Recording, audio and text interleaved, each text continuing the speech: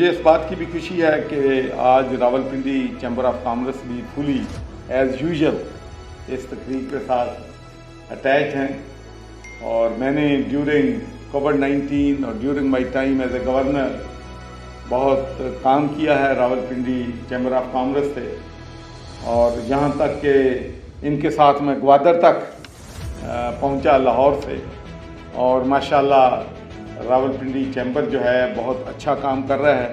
تو میری well wishes اور دعائیں جو ہیں آپ لوگوں کے ساتھ ہیں، اور ماشاءاللہ ہر ایشو پہ آپ لیڈ کرتے ہیں، کیونکہ آج ریئل اسٹیٹ کی بات ہو رہی ہے۔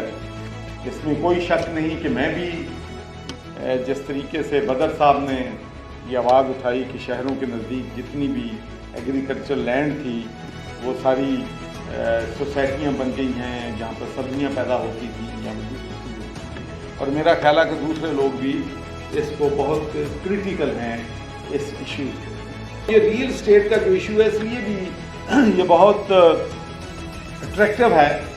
ایک زمین جو ہے جو ایگریکلچر لینڈ ہے وہ اگر 30 لاکھ روپے فی ایکڑ ہے، تو اگر وہ گرین سے براؤن ہو جاتی ہے تو اس کی ویلیو 15 گنا بڑھ جاتی ہے، اور پھر میں جو اس میں کمرشل سائڈ ہوتی ہے وہ 30 گنا اس کی پرائس جو ہے بڑھ جاتی ہے۔ تو اس لیے میں سمجھتا ہوں کہ ان کو ایک پلاننگ اور اسٹریٹجی کے ساتھ صوبائی حکومتوں کو اور مرکزی حکومت کو ایک ڈسپلن کے ساتھ اس کو لانا پڑے گا۔ اور مجھے یہ بتائیں آپ کہ اگر آپ ایک ملک سے ایکسپورٹ $30 بلین کی کریں اور امپورٹ $80 بلین کی کریں، تو یہ $50 بلین ڈیفیسٹ کہاں سے آنا ہے؟ کس نے پورا کرنا ہے؟